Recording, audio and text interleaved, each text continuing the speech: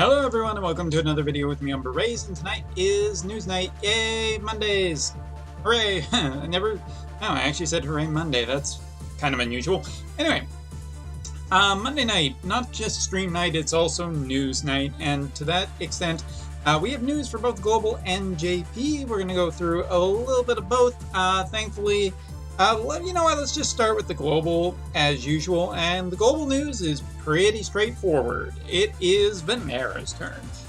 There was a little bit of questioning, like some people thought it was going to be Warrior of Light, some people thought it was going to be Venera, and it turns out the Venera people were correct.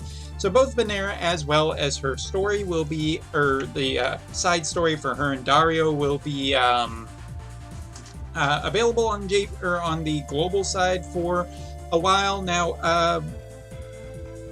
I'm gonna probably make a video to go into this banner a little bit more and whether or not I think it's really good and why, but yeah, Venera is one of the top best units, even currently on the JB side, and if you don't have a Dark Slash unit for the future, Globalers, you're probably going to want to get one. So you know what, I'm just going to throw out this tentatively for now. Yeah, you should probably try at least one multiple for her. I mean, if no other reason than the fact that she's just really good. In terms of the event itself, yeah, it also comes with the dagger farming event for the Mage Masher. If you're wondering, Assault type is the best type for that weapon, and basically, it's going to be... I do believe that it did get repeated more recently on the JP side, and Venera's had her own repeats of banners every so often because she is so powerful and a lot of people want her and want to max her out. Yeah, so don't overly worry too much, but I would definitely start farming the dagger. It's just a really solid weapon for anyone who needs that weapon type, particularly Venera. Alright, so that being said and out of the way, let's talk about JP side. Now, the JP side is getting a app update. It's going to version 2.2. And yeah, Globalers, I know you're way behind. You'll get there eventually. It's going to have some improvements for raids, such as raid stacking, as well as, not only that, it's going to have something really nice to do with pink material farming. Yeah, they're not red, they're pink. The height from job level 13 to job level 15, those job mats are going to get a little bit reformatted in terms of what is available and how you farm them. So tune in for that a little bit later. I'll talk about the new banner and everything at the same time I talk about the app update once the details are final and in. And speaking of the details being final and in, huzzah! I called it. I called this one. Little bit of a humble brag, a little bit of a flex, but still. It's really nice to actually kind of figured out a little bit of the pattern recently. So yeah, we have two brand new characters that will be coming to the JP side, and interestingly enough, one of them is a type of character that I think has been waited for a very long time. Luatha, who I remember back when WOTV launched, she was basically like on the website, the original website for forever. So it was kind of expected that she was going to be in the game, and well, here we are 7 to 8 months later, and bam, there she is. Okay, so we'll talk about her really quick, but before that, I do want to talk about the MR/SSR character in Titus. Now, the Japanese name is Titus. The way that it translates out in translators is to being Titus or Titus. Now, before anyone says, Umbra, it's not Titus, to you guys, I'm going to refer you to the Angry Video Game Nerd Superman 64 episode about the 3-minute and 30-second-ish mark. Go watch that video and then come back and complain about my name pronunciation. Either way, Titus, or Titus, no matter how you want to pronounce his name, until I hear the actual officialness from somebody, probably going to be a interesting character for the lower tier. Interestingly, Paladin is his main job, followed by Red Mage and Viking. Okay, let me explain my thoughts.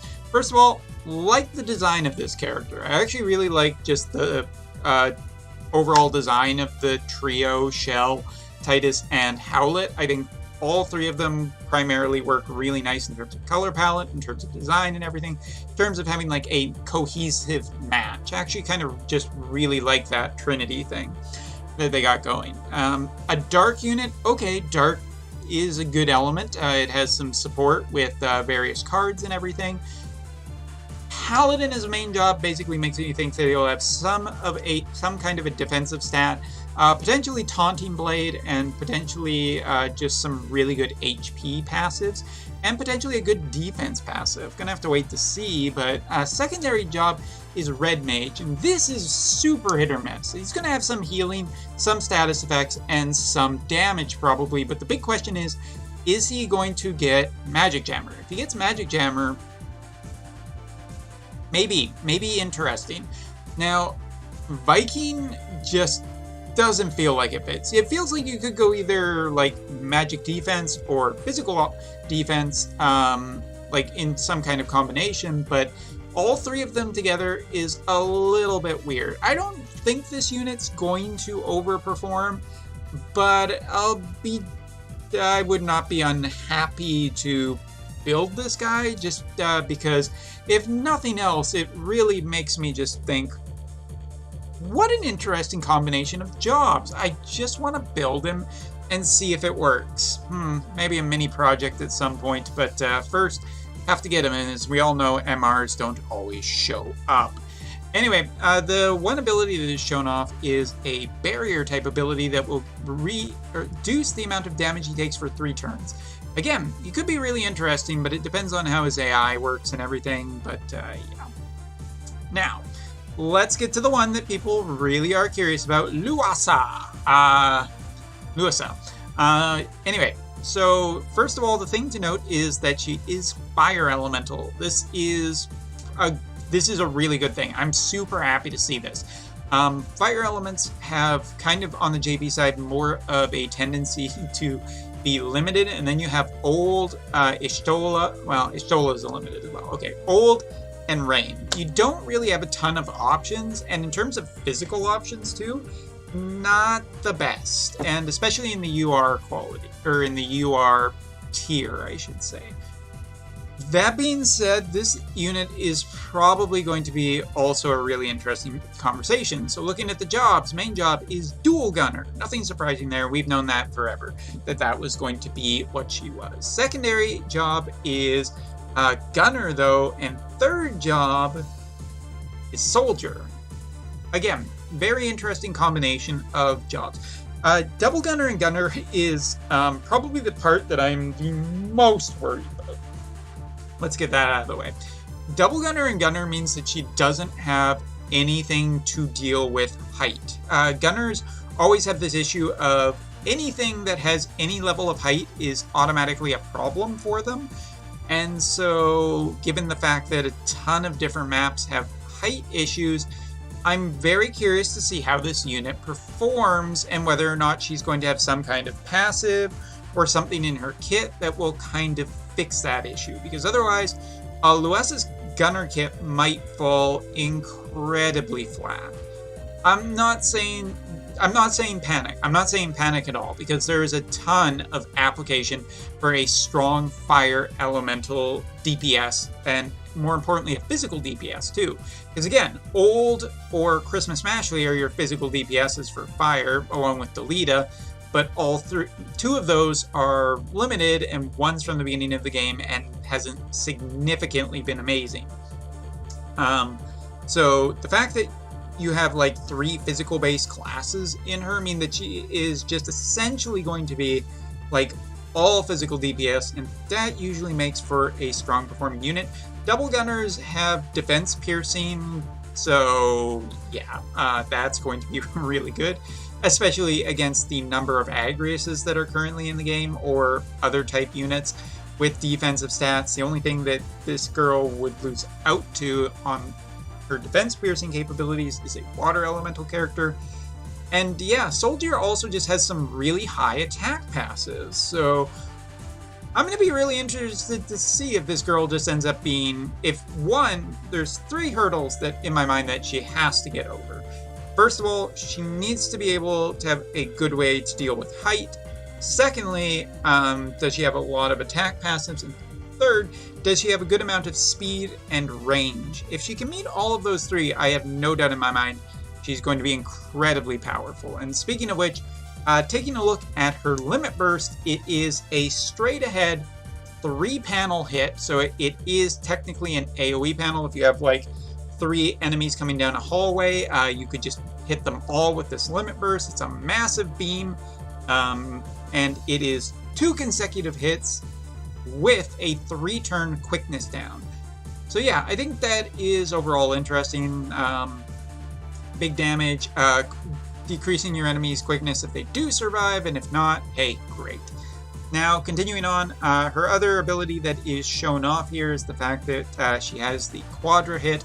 So there you go, some good fire elemental chaining. I'm sure anybody with a Delita will actually be very appreciative of this, because you could chain Luatha coming out and just boom, boom, boom, Quadra hitting the enemy, and then straight into Delita powerful hit, and there you go. So I think overall, I think that Luatha is going to, I'm going to need to see her kit to really evaluate her, but I'm pretty sure they're not going to make her weak.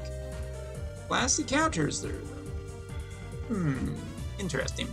Continuing, JP will also be changing up the map for some multiplayer stuff, and we'll be getting a new thing to farm. Say hello to one of the ultra hard quests, and the Fenrir one as well. Fenrir is going to be a farming quest where you will fight against Fenrir himself, and you will be able to acquire the wolf head. This is kind of a strange piece of equipment to see, just because we just got the FF14 event, which gave a UR helmet, so really curious what this is going to be. Pretty good odds this is going to be focused towards the new fire characters, so probably a fire shooting weakness on Fenrir, if I had to guess. And he's probably nice. The ultra difficulty quest will be coming back, and other than that, just some help for farming JP up. And class match will also be returning, live PvP with special rules. The rules this time will be, I do believe, that your cost has to be under 500 or under. Anyway, might be under 500, but anyway, anyway, so that's basically all of the JP news. Pretty interested conceptually at this point. Wanted to see if the SSR can be potentially a new Sylvere, maybe, but with a very interesting kit. And Luatha, again, she's, I feel, a pretty popular character, so I'd be very surprised if she isn't powerful as all heck. And regardless, the game needs more fire URs. Anyway, so that's all for now. Are you excited for Luatha? Are you excited for Venera? Tell me in the comments, and who knows, maybe I'll get time to check it. But anyway, thank you for watching. Take care. See you next time.